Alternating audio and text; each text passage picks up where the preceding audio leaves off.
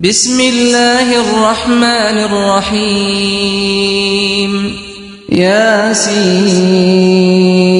ياسين والقرآن waaw ba tey rek ñu nekk ànd ak yéen ci Bamba TV bi ñu toog benn soxna su baax macha allah ñu fas yéene waxtaan ak moom laaj ko turam ak santam ay moom ñu leen mbokki taalibe yi koy seetaan laaj ko turam ak santam rek daal ñu wax nga jógee daal ci biir bi Bamba TV ñoo bàyyi nga nuyoo wax ko turam sa sant ak bés bi lañ ci mën a wax. waaw asalaamaaleykum wa rahmatulahi taala wa barakaatu man Oumy Diène laa tudd soxna Oumy Diène maa ngi dëkk fii Parcelles waaw di nuyu waa Bamba TV yëpp di leen sant di leen gërëm di leen ñaanal yàlla tawfeex ak taysir ak najaa ci daraja Seydina Muhammad waa lii de yéene bu baax la conférence macha allah am nañ ci satisfaction bu baax parce que suñu doom lañ fi indi am yéene yàlla may ñu mokkal alquran ci daraja Seydina Muhammad mais nag sant yàlla daal ñu ngi sant yàlla bu baax di dolli sant ndongo daara yi ak sëriñu daara yi ndax yoral nañu suñu doom yor yu rafet kenn xiifu kenn marul wax dëgg yàlla amuñu seen fay yàlla mi yor fay tey fay yàlla nañu leen yàlla fayal parce que joxuñu leen loo xamante ni mën nañ ko dundee ndax ku ci yor sa doom sa kër rek li nga cay frais moo ëpp 32 500 yi ñuy fayuñu leen nag alquran bi ñuy dugal ci suñu gënu doom yi amuñu seen fay ku ci mel ne sëñ Malick Ndiouk sëñ Malick Niass ak sëñ Cheikh Ndiouk ñu ngi leen di sant bu baax di leen gërëm di leen ñaanal yàlla jàmm ak tawfeex. sëñ Malick Niass ak sëñ Cheikh Ndiouk ñoom ñooy jàngal xale yi. waaw ñoom ñoo yoon daara ñaari daara yi sëñ Cheikh Gaynde Fatma ak daara yi sëñ Mourou Ndiouk ñaari daara yi benn la woon mais léegi dañ ko tàqale loolu. maa fay bu teeru. déedéet fay bu seeru wax dëgg yàlla ñu ngi fay 32 500 ak goûter mu nekk 35 500 xam nga loolu seeru. mais xale bi day féetewoo ci daara ji wala bu ko neexee bu xëy wàcc. déedéet am na ñoo xamante ni dañoo def externat pour seen doom ñi nga xamante ni dañuy jàngi bu 6 heures ñu wàcc ku ci mel ni ñun ñii dañ fay internet suñu doom tabaski ba tabaski la ñuy ñëw waaw.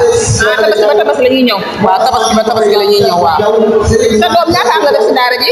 man sama doom amagu fi 2 ans jigéen la. jigéen la kon tareegul. déedéet tareegul amagu fi 2 ans. waaye xam naa yaa ngi yaakaar bu jot bu tari comme ni moromam ñi def. incha allah ñaan naa ko yàlla yal na ko yàlla def ci kattanam ak mbaaxam. ñaan na ko yàlla def ci barke Serigne Touba jërëjëf soxna Koddu.